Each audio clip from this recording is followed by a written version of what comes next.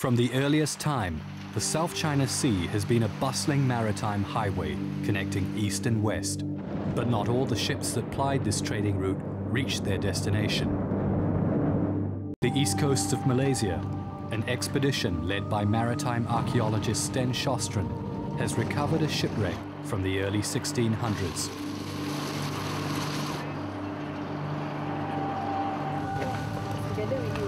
Can we twist it down inboard?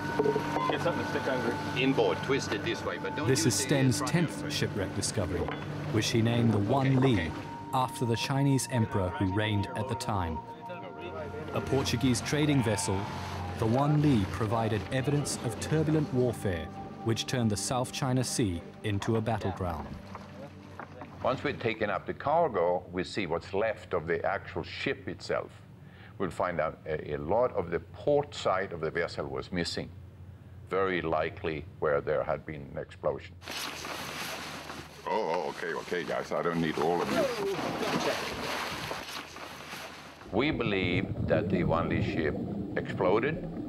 95% of the porcelain cargo was actually spoiled, broken, fragmented, and in some cases pulverized. In the early 1600s, the South China Sea was a battleground as European powers fought each other for control of trade. The Portuguese arrived first in the early 1500s, but the Dutch soon challenged their control of the trade routes.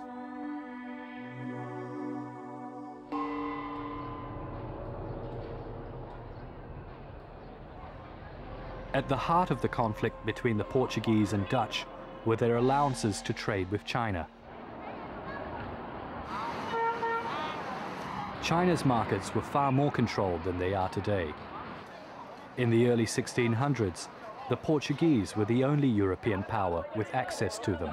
The Dutch could not trade directly with China. They had to stay in Taiwan. They had to rely on Chinese middlemen to supply them surrounding. Well, how much? How much? For what? 400. With free access for the Portuguese traders and no access for the Dutch were all the more determined to seize the Portuguese ships and take the cargo for themselves.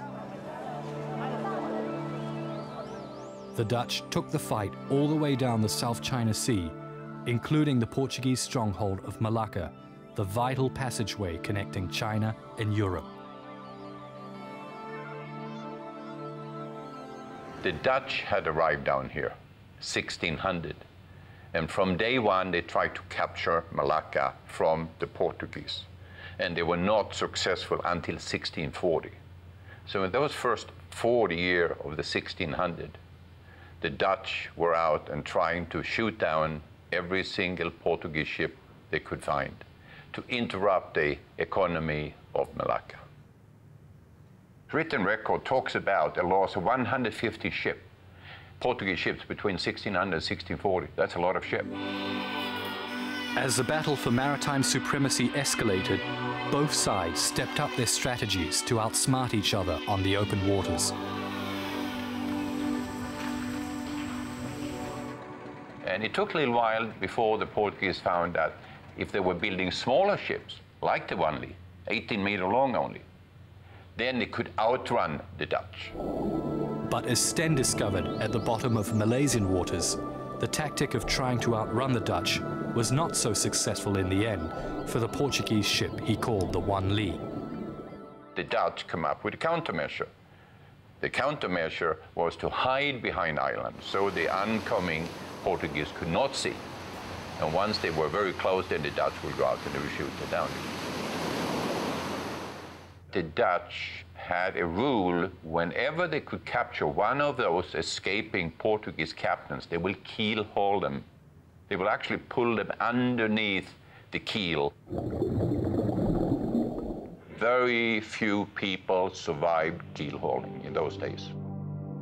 The Dutch eventually took Malacca from the Portuguese, and from the mid-1600s extended their maritime control in the region over the next 150 years.